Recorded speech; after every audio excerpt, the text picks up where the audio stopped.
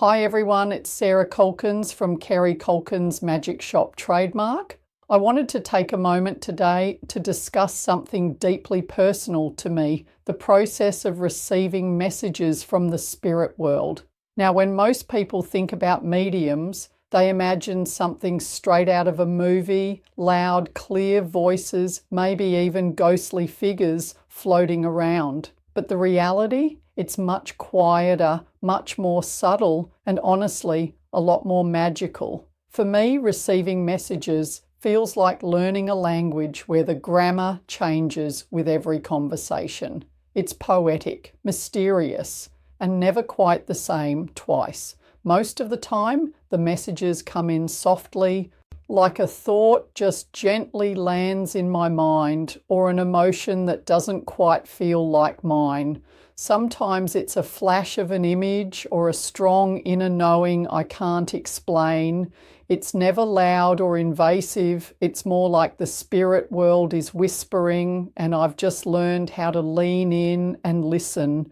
Spirits are clever, though they use all sorts of ways to communicate. And over time, I've found that their messages tend to come in three main forms. I see things, I feel things, and sometimes I just know things. Let me explain that a bit more. When I see things, it's what we call clairvoyance. It's like watching a little movie play in my mind's eye. Sometimes it's a face, an object, a place. Other times it's symbolic. A rose might mean love.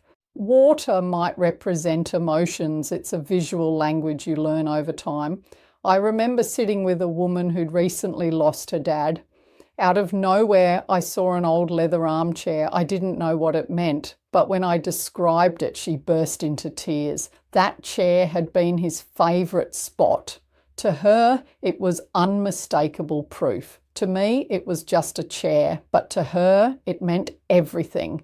That's the beauty of spirit messages. They bring deep meaning to the people who need them most. Then there's clairsentience, the art of feeling. And I don't just mean emotions. I sometimes feel things physically too. There have been times I've suddenly felt tightness in my chest or warmth in my hands, only to learn later that it mirrored a loved one's experience before they passed. I had one session where I felt like I was breathing through a straw.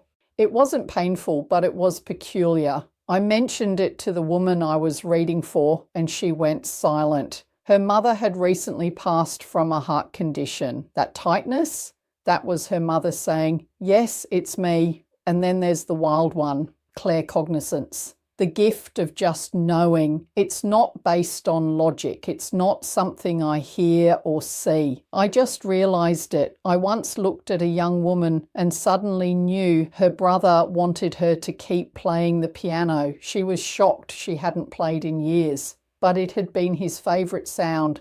That knowledge didn't come from me. It was gifted to me just for her. And I'll be honest, one of the most complex parts of mediumship is learning to trust these messages. In the beginning, I doubted myself all the time. I'd wonder, am I imagining this? But over time, as more and more of these quiet impressions were confirmed by the people I was reading for, I learned to trust them, trust the process, trust the spirit world. Messages don't always come through neatly either. Sometimes I get a jumbled mix of emotions, an image, or a random word, and I have to piece it together. But often the person sitting across from me knows exactly what it means, even if I don't.